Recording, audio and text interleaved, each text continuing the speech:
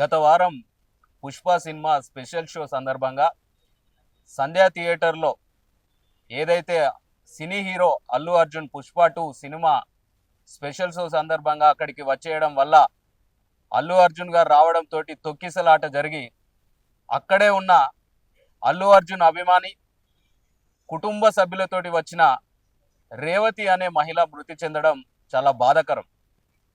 ఆ సంఘటనలో దానికి పూర్తిగా అది పుష్ప 2 సినిమా అనేది అల్లు అర్జున్ గారికి సంబంధించిన సినిమా. వారి సినిమా ప్రదర్శితం అవుతున్న సినిమాకి అల్లు అర్జున్ గారు ప్రత్యక్షంగా రావడం జరిగింది.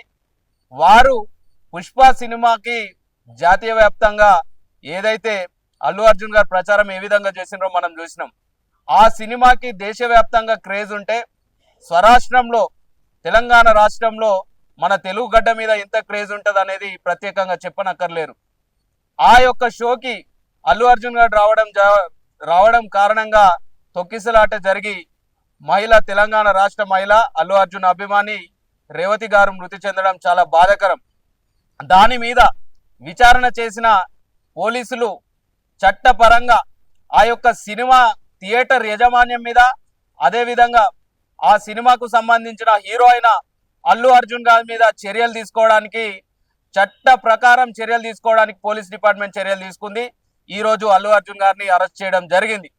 ఇది తెలంగాణ రాష్ట్ర ముఖ్యమంత్రి గారి మీద ఆరోపిస్తూ బీఆర్ఎస్ పార్టీ నాయకులు ఒక జాతీయ స్థాయి అవార్డు పొందిన నాయకుడిని ఇలా అరెస్టు చేయడం చాలా బాధాకరం అంటూ కేటీఆర్ కావచ్చు, హరీష్ రావు కావచ్చు తెగ బాధపడిపోతున్నారు. జాతీయ స్థాయి నటులైతే అరెస్టు చేయకూడదా? జాతీయ స్థాయి నటులైతే ఈ యొక్క శిక్షకు అతీతమా అని నేను బీఆర్ఎస్ పార్టీ నాయకులను ప్రశ్నిస్తున్నా.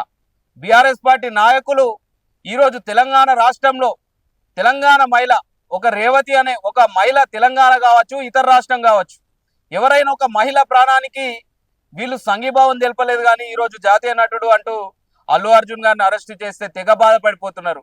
మరి మొన్న సినీ డ్యాన్స్ కొరియోగ్రాఫర్ జానికి కూడా జాతీయ అవార్డు వచ్చింది. అదే జాతీయ అవార్డు పొందిన అవార్డుకు ఎంపికైన జానీ మాస్టర్ని ఒక మహిళ నా మీద లైంగికంగా వేధించాడు అని చెప్పిన వెంటనే ఆ యొక్క జానీ మాస్టర్ని అరెస్ట్ చేయడం జరిగింది. మరి జానీ మాస్టర్కు జాతీయ అవార్డు వచ్చిందని చెప్పేసి జానీ మాస్టర్ని అరెస్ట్ చేయకూడదా? కేటీఆర్, హరీష్ రావు సమాధానం చెప్పాలి. ముఖ్యమంత్రి రేవంత్ రెడ్డి గారు మాట్లాడుతూ చట్టానికి ఎవరు అతీతం కాదు, చట్టం ముందు అందరు సమానమే అని చెప్పేసి వారు పేర్కొనడం జరిగింది. స్పష్టంగా ఈ యొక్క బీఆర్ఎస్ పార్టీ పాలనలో చట్టానికి సెలబ్రిటీలు బీఆర్ఎస్ పార్టీకి సంబంధించిన నాయకులు అతీతం కావచ్చు, కానీ ప్రజాప్రభుత్వం కాంగ్రెస్ పార్టీలో చట్టం ముందు ఎవరైనా సమానమే, చట్టానికి ఎవరు అతీతం కాదని రేవంత్ రెడ్డి గారు మరోసారి స్పష్టం చేసిండ్రు. దానికి ఉదాహరణ ఏదైతే చెరువును ఆక్రమించి కట్టిండో ఈ యొక్క కన్వెన్షన్ హాల్ కావచ్చు నాగార్జునది, ఈరోజు సినీ హీరో అల్లు అర్జున్ కావచ్చు, రేపు మా కాంగ్రెస్ పార్టీలో ఎవరు తప్పు చేసినా కూడా శిక్షకు అర్హులే అవుతారు. చట్టం ముందు ఎవరు కూడా అతిథులు కాదు, చట్టానికి ఎవరు కూడా అతిథులు కాదని ఈ యొక్క బీఆర్ఎస్ పార్టీ నాయకులను హెచ్చరిస్తున్నాం. Subscribe us and press the bell icon for more interesting updates.